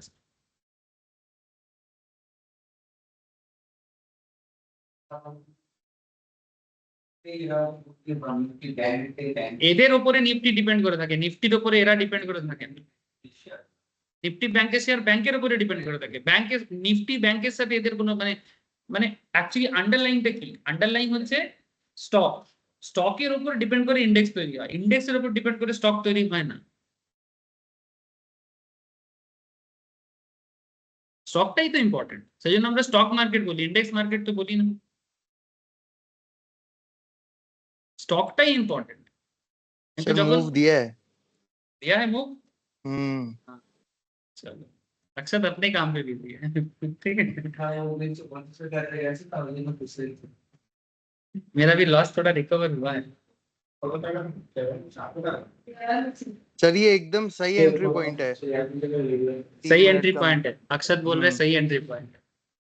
अच्छा, ये यहाँ तक क्लियर है वोलेटिलिटी का कॉन्सेप्ट कि मार्केट कहाँ तक जा सकता है। अब यहाँ पर आप बोलोगे सर निफ्टी के साथ मैंने इन्फोसिस को समझने का कोशिश किया था। So the above calculation suggests that in the next 1 year, given Nifty's volatility, Nifty is likely to trade anywhere between 7136 and 9957. माने ये एक कॉन्सेप्ट है कि इस कॉन्सेप्ट के बेसिस में अगर चला जाए, देखो इसमें कुछ चीजें साइलेंट है, ये लोग मेरे को पढ़ाने नहीं देता है, मेरा दिमाग गर्म करता है फालतू में। जब सब कुछ एक प्रूफ, किसी भी चीज को जब प्रूफ करना होता है ना, तो उसमें कुछ चीजों को ना क्या करना होता है, कांस्टेंट करना होता है। जब मैं आपको बता रहा हूँ कि करंट सिचुएशंस में निफ्टी का ग्रोथ होगा कि नहीं होगा, अगर मानो मार्केट में कोई प्रॉपर ट्रिगर नहीं है, जैसे कि इकोनॉमिक इवेंट्स, ठीक है, point to be noted, economic events, जैसे मानो लास्ट 2-3 महीने से, 2-3 महीना नहीं बोलूंगा, 1 मंथ से एक्चुअली निफ्टी का जो करंट ग्रोथ हुआ है वो तो लास्ट 1 मंथ में हुआ है। उससे पहले मार्केट ऐसा ग्रोथ दे रहा था क्या? नहीं ना। तो जब मार्केट में कोई प्रॉपर मोमेंटम का रीजन नहीं होता है, ठीक है, तो उस टाइम पे मार्केट एक अपना रेंज बाउंड होकर चलता है। लेकिन जब तक उसको मोमेंटम का, जैसे कि लेटेस्ट में मार्केट मोमेंटम का ट्रिगर क्या था, बजट आएगा आएगा आएगा, बजट में कुछ ऐसा होएगा होएगा होएगा, इस कारण से मार्केट में मोमेंटम। उससे पहले क्या मोमेंटम था, मोदी जी का, बीजेपी का सत्ता में आना। तो बीजेपी आएगा आएगा आएगा, लेकिन बीजेपी जब नहीं आया तो माने प्रॉपरली नहीं आया तो मार्केट माने करेक्शन किया। तो अगर कोई प्रॉपर इकोनॉमिक ट्रिगर नहीं होगा तो ये रेंज बाउंड कॉन्सेप्ट इधर उधर हो सकता है, उस टाइम पे वोलेटिलिटी और बढ़ जाएगा। लेकिन ये सिचुएशंस क्या है, नॉर्मल सिनारियो में अगर कोई पर्टिकुलर सिचुएशंस वहां पर ट्रिगर नहीं कर रहा है, नॉर्मल सिनारियो में कितना अप और कितना डाउन जा सकता है। साथ में जो मोमेंटम है, जो मोमेंटम क्रिएट करने वाला, जो क्या बोलेंगे उसको, মানে যেটাকে আমরা বলি না, মানে কোন একটা কেমিক্যালের রিঅ্যাকশন স্পিড বাড়িয়ে দেওয়া, সেই রিঅ্যাকশন স্পিড বাড়াবার যদি কোনো রকম কিছু না থাকে তাহলে সেটা আলাদা করে দেখতে হবে। মানে एवरेज सिचुएशंस में ऐसा हो सकता है depending on their volatility concept. Her stock का अपना अपना कैरेक्टर होता है, अगर आप तुम स्टॉक को एनालिसिस करोगे तो तुमको मिलेगा। अच्छा तुम पेटीएम को देखो, लास्ट कुछ सालों से क्या खेल खेल रहे हैं, जब से वो 2000 से नीचे आया है, ठीक है, 2000 में लिस्टिंग हुआ था, 2000 में लिस्टिंग होने के बाद सीधा 400-500 में आया था, उसके बाद वो 400 से 800-900 के रेंज में जाता है, फिर कुछ ना कुछ गड़बड़ करता है, फिर 400 में आता है, फिर 400 के बाद फिर 500 600 700 तक कोशिश करता है, फिर नीचे कुछ ना कुछ कारण से वापस आ जाता है। यही तो है उस कंपनी का स्टॉक का, मैंने ये बिजनेस के ऊपर डिपेंड करता है।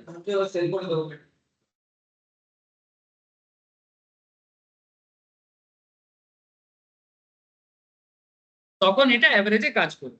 আর যদি সাথে কোনো পজিটিভ মোমেন্টাম, এখন যদি ওয়ার সিচুয়েশন চলে যায়, ধরুন ওয়ার সিচুয়েশন, তো ওয়ার সিচুয়েশন কি করবে, নিফটিকে কি করবে, 16.5% পুরো নিচে নিচে নামিয়ে 50% নিচে করে দেবে, ওটাও একটা ঘটনা।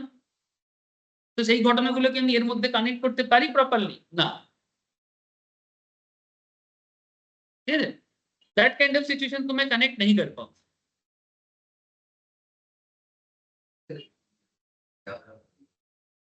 obviously, so this means इसका मतलब क्या हुआ कि 7136 से 9957 as per our current example with all values in between having the varying probability of occurrence, this means on 15 July 2016, yes 2000 जो भी आपका current year चल रहा हो, probability of Nifty to be around 7,500 would be 25%, while 8,600 would be around 40%, ठीक है। This leads us exciting platform, इसमें से हम लोग कुछ चीजें समझ में आता है। हम लोगों ने क्या समझा, रेंज, निफ्टी का रेंज समझ सकते हैं अगर हमें निफ्टी का वोलेटिलिटी का पता चलता है, ठीक है, कि नेक्स्ट 1 ईयर में, नेक्स्ट 6 मंथ्स में, नेक्स्ट 2 मंथ्स में निफ्टी कहां जा सकता है। We estimated the range of Nifty for 1 year. Similarly, can we estimate the range of Nifty is likely to trade over the next few days or range within the which Nifty is likely to trade up to series of expiry?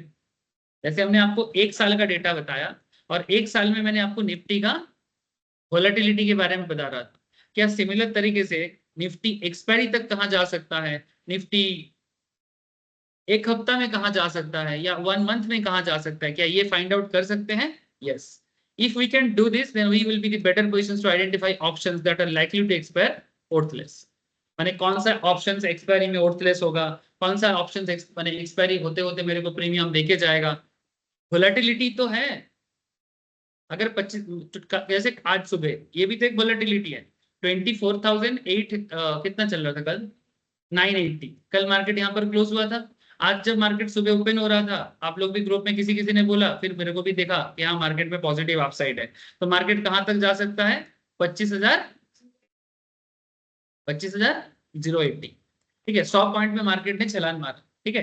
तो ये जो छलांग मारने का chances है, इसमें एक तो ट्रिगर था, कुछ ना कुछ रीजंस था। अब इस रीजंस के साथ ये वोलेटिलिटी के ऊपर बेस कर गई ना, तुमको मार्केट में पोजीशंस लेना है। Market is all about volatility. अब कम पीरियड के समय में जो होगा वो कम पीरियड में डिपेंड करता है, लॉन्ग पीरियड में जो डिपेंड करेगा वो लॉन्ग पीरियड में डिपेंड करता है। ऐसा थोड़ी है कि मार्केट जैसे अभी बढ़ रहा है, धीरे धीरे 25 करते करते 26, 26 करते करते 27, ऐसा अगर जिस हिसाब से लास्ट एक महीने में बढ़ा है, उस हिसाब से तो नेक्स्ट ईयर जाते जाते मार्केट को 30,000 पहुंच जाना चाहिए, है ना। लास्ट 1 मंथ में मार्केट 1,500 पॉइंट पे रहा है, तो अगर इसको मैं एवरेज करूं 1,500 करके, तब तो 2026 जाते जाते मार्केट को 28-29,000 पहुंच जाना चाहिए, 3,000 पॉइंट, 23 से 25, 22 से 25, 3,000, तो एक महीने में 3,000, तो फिर इस तरह से 3 महीने में 3,000, तो फिर निफ्टी तो 2024 खत्म होता तो 30,000 पहुंच जाना चाहिए। क्या सुमित, তাই তো 30,000 পৌঁছে যাবে তো।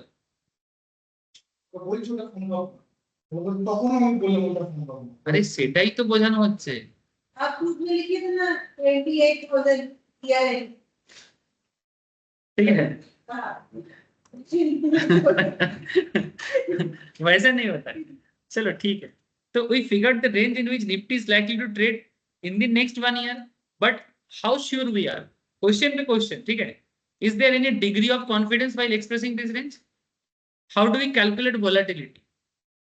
I know they discussed in the same earlier chapter, जिसमें MS Excel का भी डेटा यूज होता है, and we calculate Nifty's range estimating volatility 16.5%, but if the volatility changes, हम लोग एस्टिमेशन किए 16.5, लेकिन अगर वोलेटिलिटी भी तो बदल सकता है depending on the market scenario. अभी मार्केट वोलेटिलिटी 16.5% है, नेक्स्ट मंथ में मार्केट वोलेटिलिटी चेंज होकर 12% भी हो सकता है, 10% भी हो सकता है, 20% में भी जा सकता है। तो अगर चेंजिंग वोलेटिलिटी को देखें तो मार्केट कितना बदल सकता है, ये सभी क्वेश्चन का जवाब आपको धीरे धीरे मैं भेगा के थ्रू से ही दे पाऊंगा। किसके थ्रू से दे पाऊंगा? হ্যাঁ, শেয়ারের উপরই তো মার্কেটের ভলাটিলিটি ডিপেন্ড করছে, সেজন্য তো আমি টিসিএস এর ভলাটিলিটিটাও দেখালাম, সেজন্য তো আমি টিসিএস এর ভলাটিলিটিটাও দেখালাম। নিফটি 50 তে যতগুলো স্টক আছে বা সেন্সেক্স এর যতগুলো স্টক আছে, তার ভলাটিলিটির উপর বেস করেই তো মার্কেটের ভলাটিলিটি ডিপেন্ড করছে। যদি স্টক গুলো লেস ভলাটাইল, তাহলে মার্কেটে, যেমন ধরুন निफ्टी और सेंसेक्स, इसमें जो शेयर होता है ना, इसका वोलेटिलिटी नॉर्मली एवरेज होता है, लेकिन स्मॉल कैप स्टॉक, एक स्मॉल कैप कंपनी का नाम बता। सुजलन, सुजलन का तुम लास्ट कुछ सालों में वोलेटिलिटी चेक करो।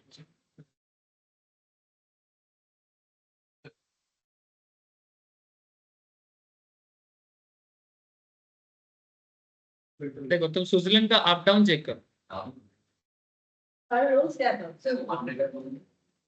इट्स हाईली वोलेटिल है। हर रोज क्या था? इसको क्या करें, वन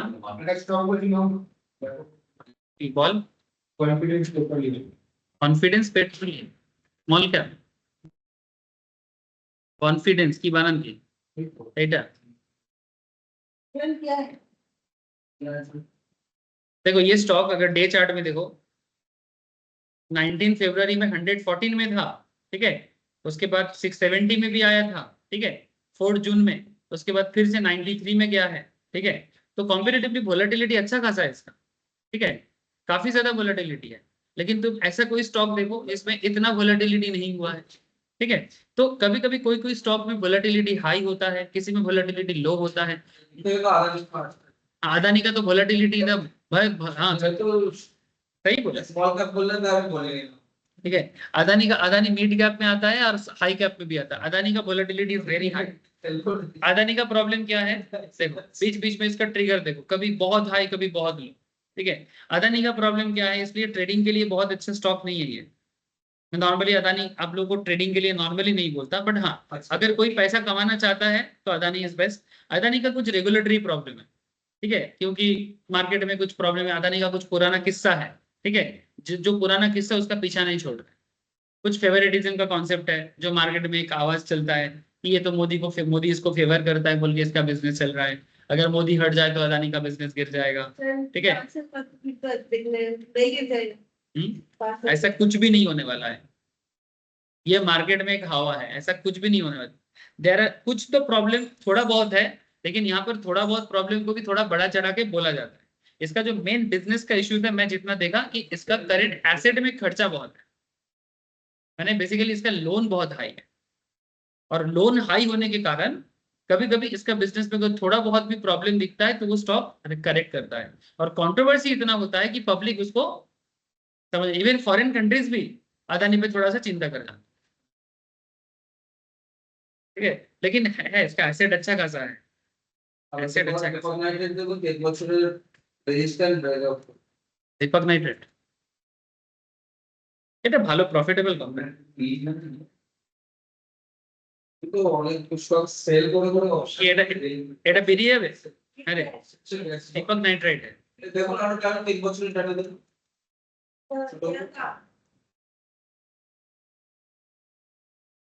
क्या काम इसका? হ্যাঁ ল্যাব টেস্টিং দেখো মোটামুটি 21 সালের ডাটা দেখুন। 2021 সালে नहीं হ্যাঁ এই জায়গাটা দেখুন, এটা ব্রেক করে দিন। এখানটা হ্যাঁ এটা লাইন টেনে দিন। পাল্টেছে এটা বলছিস? পাল্টেছে মানে ঠিক আছে, এখানে একটা এই জায়গাটা নিচে পেয়ে ব্রেক করতে। इसके बीच में पूरा रेंज बाउंड हो गया था, देखो बीच में पूरा रेंज बाउंड हो गया, ठीक है, अब वो अपना पॉइंट को छोड़ के आगे निकल रहा है, ठीक है। तो स्टॉक एनालिसिस तुम जितना करेगा उतना आएगा, वो तो हम लोग टेक्निकल क्लास में करते ही रहते हैं, ठीक है। अच्छा सुनो सुनो, कंप्लीट नहीं होने दो, मेरे को भेगा के तक गए, भेगा तक पहुंचने तो दो, ठीक है। अब इस पूरा वोलेटिलिटी कॉन्सेप्ट को समझने के लिए ना, ये देखो यहाँ पर पूरा एक एक स्टॉक का वोलेटिलिटी कॉन्सेप्ट को डिस्कवर किया गया, जिसमें निफ्टी है, बैंक निफ्टी है, टीसीएस है, सिप्ला है, काइटेक्स गारमेंट बोल के कंपनी है, ऐसे कोई भी स्टॉक लेके बोला जा सकता है, बट समझाने के लिए कुछ स्टॉक का डेटा यहाँ पर यूज किया जा रहा है, जिसके ऊपर बेस करके आपको ये चीज समझना पड़ेगा कि सर वोलेटिलिटी काम कैसे करते हैं, और उसके ऊपर बेस करके हम स्टॉक का momentum up side down side में कैसे प्रेडिक्ट कर सकते हैं, ठीक है। ये सब स्टैटिस्टिकल एनालिसिस है सर, एनालिटिकल एनालिसिस, ठीक है।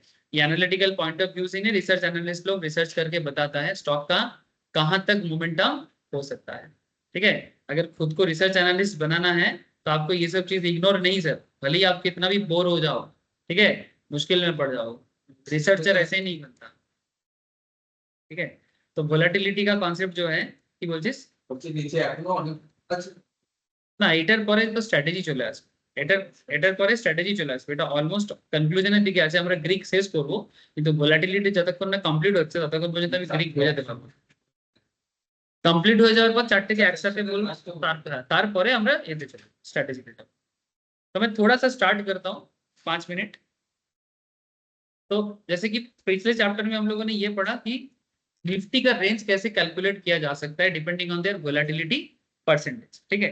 अब ये सब डेटा आपको कहाँ से मिलेगा, सेंसिबल आप स्टॉक्स हर कोई देता है, ठीक है। हमें देखिए दो কালকের ক্লাসে আমি দেখাচ্ছি, ঠিক আছে। আমি একটু স্টার্ট করি। तो Nifty is likely to trade given that we know that annualized volatility, हम लोगों ने क्या देखा, एनुअलाइज्ड वोलेटिलिटी से देखा। तो arrived at an upper and lower and range of for Nifty, माने निफ्टी का अपर बाउंड क्या है, लोअर बाउंड क्या है। जैसे अभी ये दीपक नाइट्राइट का मुझे जो दिखा रहा था, इसमें Deepak nitrite just look at sir, चलो अच्छा पॉइंट एक दिया दीपक नाइट्राइट में, मेरे को एक अच्छा पॉइंट मिला है।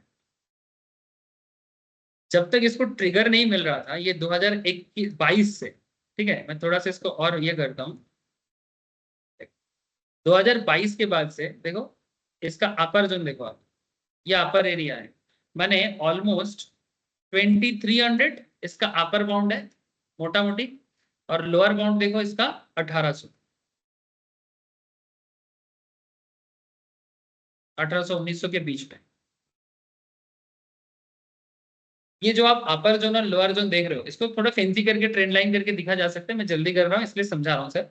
आप जस्ट ये चीज देखो कि ये 2022 से 23 के बीच में ये किस तरह का वोलेटिलिटी क्रिएट किया है, एक रेंज बाउंड होके चला है।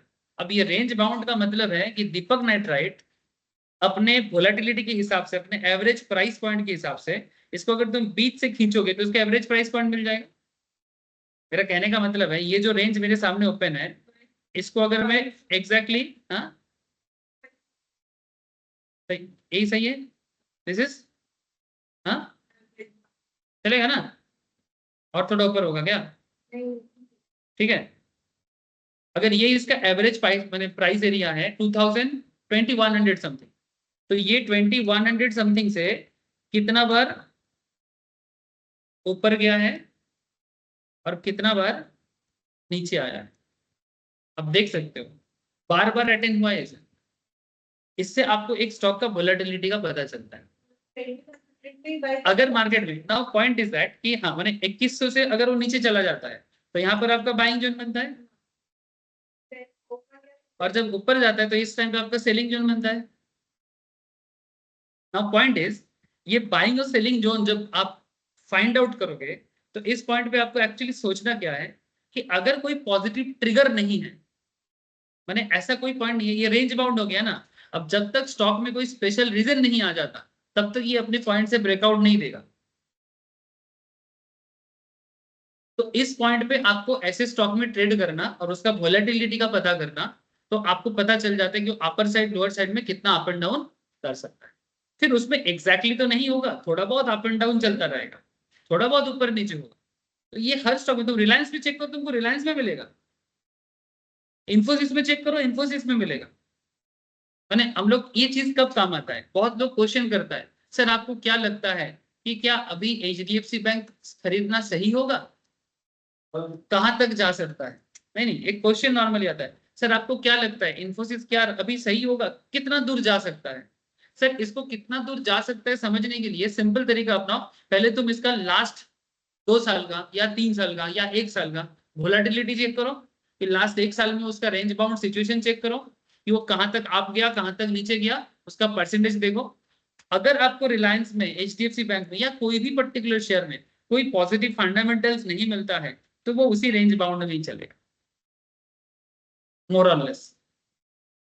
लेकिन अगर उसको उसी पॉइंट में पॉजिटिव ट्रिगर मिल जाता है जैसे करेंटली मिला है, सर ये दीपक नाइट्राइट में जो हुआ है ना, मेरे को इसका फंडामेंटल करेंटली नहीं पता, तूने बोला है, पता है तेरे को कि दीपक नाइट्राइट में क्या हुआ है रिसेंटली, ये क्यों ब्रेकआउट दिया है, खोज कर खोज कर, ठीक है। मेरे को नेक्स्ट दिन बता, मेरे को नहीं पता है कि क्योंकि मैंने इस पर रिसर्च नहीं किया है कि दीपक नाइट्राइट में कुछ तो हुआ है जिसके कारण ये पॉजिटिव ट्रिगर हुआ है। मे बी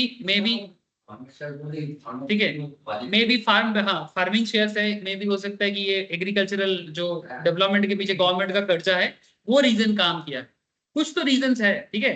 कि मैंने एग्जैक्टली दीपक नाइट्राइट पे डिटेल्स नहीं किया इसलिए मुझे समझ में नहीं आ रहा है कि इसमें एक्चुअली क्या हुआ है, ठीक है। तो अगर तुम इस स्टॉक को, यही फंडामेंटल एनालिसिस है, जब तुम स्टॉक के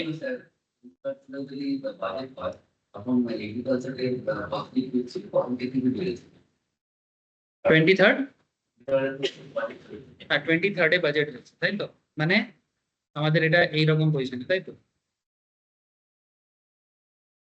এইখানে এইখানে বাজেট হয়েছে, বাজেটের পরেও 3টে ইয়ে দিয়েছে, তার আগেও হয়েছে, তার আগেও হয়েছে, बजट के बाद भी हुआ है, नहीं बजट वाले दिन ये स्टॉक मोमेंटम दिया है, कहाँ गिरा है, रेड कैंडल बजट का नहीं है शायद, ये 26 जुलाई का है, बजट दिन तो ये वाला है, बजट के दिन ये मोमेंटम दिया है, नहीं थोड़ा सा गिरा है, थोड़ा सा गिरा है, लेकिन ओवरऑल मोमेंटम है, ठीक है।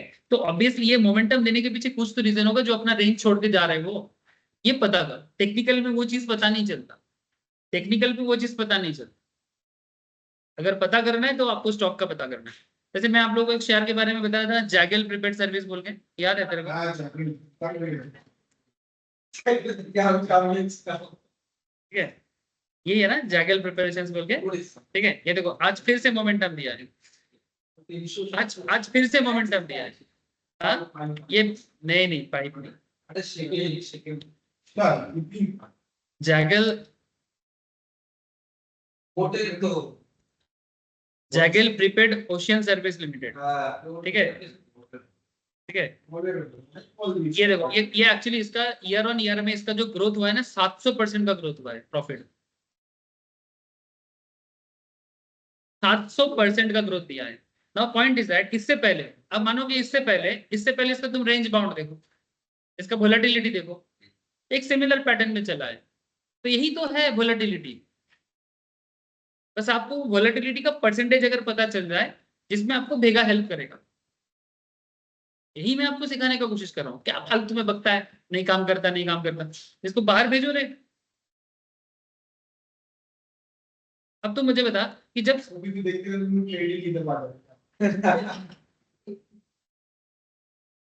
ऐसे डिफरेंट नहीं, ठीक है, लॉन्ग टर्म के हिसाब से आप मैं सिखाता हूँ सर, मेरे को वो 2 दिन का चांदनी नहीं चाहिए, मेरे को जिंदगी भर का चांदनी चाहिए। 2 दिन का चांदनी क्या करेगा तुम लोग। ठीक है, मेरा कॉन्सेप्ट यही है कि भाई एक बार सीखो जिंदगी में, फिर क्या काम आएगा क्या काम नहीं आएगा वो वक्त तुम्हें सिखा देगा। ठीक है, उसके लिए तुम्हें किसी का जरूरत नहीं है, लेकिन जब सीखने का मौका मिले चीजें सीख जाओ, तब सीख जाओ, क्योंकि बार बार जिंदगी में मौका नहीं मिलता है। सर मैंने ये देखा, ये दीपक नाइट्रेट का शेयर प्राइस इसलिए बढ़ रहा है क्योंकि इसने न्यू फेनॉल एक्सेटोन प्लांट ये एस्टैब्लिश किया है, जिसकी new वजह से plant इसका बनाया। सेल्स बढ़ रहा है। हाँ, जिसकी वजह से इसका सेल बढ़ रहा दीपक नाइट्रेट का फंडामेंटल्स चेक किया अभी अक्षर में। दीपक नाइट्रेट ने एक न्यू प्लांट, कुछ फेनल रिलेटेड कुछ है, मैंने फिनाइल रिलेटेड, उसका न्यू प्लांट बनाया जिसमें उसका सेल काफी बूस्ट हुआ। आई थिंक इंडस्ट्रियल अल्कोहल होगा। ठीक है, ये रीजंस है, तो रीजंस आपको पता होना चाहिए। जैसे जैगल का मैं आपको बोला ना, इसका मेरे को पता था कि जैगल का 700% के प्रॉफिट रीच हुआ, और जैगल के बारे में मेरा आज नहीं, तुम अगर धौरणी को पूछो जैगल के बारे में पहले भी दिया था फंडामेंटल्स, मार्च में ये वाला ना, यहाँ तक जब गिरा था उस टाइम में बोला था जैगल लो, जैगल आपको बहुत पैसा देगा। और देखो जिस टाइम पे मैं बोला था तब समथिंग ऐसा कुछ एरिया में था, 260-70 में था, अब देखो 360 में चला गया इस पॉइंट पे, और 260 फटे नीचे, ठीक है ना, এরকম মোমেন্ট এতে নিয়েছে তাই তো, এইটাতে আচ্ছা এইটা, ठीक है। तो पॉइंट यही है सर कि वोलेटिलिटी चेक करोगे तो आपको बहुत फायदा होगा। ठीक है सर, अच्छा सुनो सुनो, चलो लास्ट कंक्लूजन करते हैं। तो ये जो आज का जो कैलकुलेशंस था वोलेटिलिटी क्या है না না ভেতরে ঢুকছি না, জাস্ট কনক্লুশন করছি, একটা কনক্লুশন তো দিতে হয়, ঠিক আছে। তো is there a possibility that Nifty would trade outside this range, जो पॉइंट मैं बार बार कर रहा हूँ, एक तो रेंज का पता चल जाता है वोलेटिलिटी में, लेकिन क्या चांसेस है कि निफ्टी इस रेंज के बाहर जाएगा। ठीक है, जो मैं आपको बार बार स्टॉक के बारे में बताने का कोशिश कर रहा हूँ, दीपक नाइट्रेट का दिखाया, जैगल का दिखाया, ठीक है। इसी तरह से रेंज बाउंड के बाद अगर वो बाहर निकलते हैं तो उसका चांस अगर आपको पता चले तो फिर वो चांस में भी आप मोमेंटम में रेडी रहो। समझ में आ रहा है सर। तो यही सब क्वेश्चन का आंसर लेके हम लोग कल का क्लास में बात करेंगे, और उसी में हम लोग अभी भी भेगा तक पहुंचना बाकी है, भेगा तक पहुंचना बाकी है, भेगा तो लास्ट में बोलेंगे भेगा लास्ट में बोलेंगे, इसके बाद हम डिस्ट्रीब्यूशन सीरीज में बात करेंगे, समय लगेगा थोड़ा सा, ठीक है, हो जाएगा। आई थिंक नेक्स्ट वीक तक ये कंप्लीट हो जाएगा। आर्बिट्रेज सर किसी भी स्टॉक में एक मार्केट में खरीद के दूसरे मार्केट में बेचने को आर्बिट्रेज कहते हैं। मानो बीएससी में सपोज तुम स्टॉक को बीएससी में परचेस कर रहे हो और एनएसई में सेल कर रहे हो, जो दो डिफरेंस होगा ना तुम्हारे डीमैट अकाउंट में, हाँ तुम करोड़ों में खेलो, वो पॉइंट का डिफरेंस लाख दे देगा। बड़े बड़े आर्बिट्रेज फंड होता है ना, म्यूचुअल फंड कंपनी होते हैं, वो क्या करते हैं ऐसे एक मार्केट में बाई करते हैं दूसरे मार्केट में सेल करते हैं। वो जो 30, हाँ उसका कुछ कोर्स नहीं होता सर, वो arbitrage fund use, arbitrage simple होता है, आर्बिट्रेज का काम बहुत होता है। आर्बिट्रेज का हमारे कोलकाता में चांदनी चौक एरिया में बहुत आर्बिट्रेज फार्म है। करोड़पति लोग क्या करते हैं, करोड़ों का अमाउंट लेके, एक जैसे गोल्ड में भी करते हैं, कोलकाता मार्केट में गोल्ड बाई करके सिंगापुर मार्केट में गोल्ड बेचते हैं, मैंने कमोडिटी मार्केट, ठीक है। तो जहां सस्ता है वहां खरीदो, जहां महंगा है वहां बेचो, ठीक है। और फिर जो डिफरेंस है वो पैसा दो। ऐसे बीएससी एनएससी में देखना 30-40 पैसे का डिफरेंस होगा, ठीक है। नॉर्मली क्या आप लोग ये नहीं, आप लोग नहीं कर पाओगे, क्योंकि ये बहुत क्वांटिटी में चाहिए। हाँ हमारा बॉडी इनटू কিছু পয়সা দেখতে পাবে, तुम लोग उसको करके कोई फायदा नहीं। अरे এটা যে বলছিলাম যে একদিন বাড়ানো কোনটা? পিছনে অপশন ওই একটা টেকনিক্যাল ক্লাস কম করবো, সেখান থেকে পারো, এক্সট্রা বাড়াতে পারো। ভাই এক্সট্রা কথা বলিনি করে दो। आई थिंक नेक्स्ट वीक से करो, क्योंकि टेक्निकल में कैंडल्स ऑलमोस्ट हो गया है। कैंडल हो जाएगा तो फिर उसके बाद इंडिकेटर के लिए इतना क्लास का जरूरत नहीं है, वो एक एक करके इंडिकेटर रहेगा और इधर में ऑप्शंस का क्लास बढ़ा।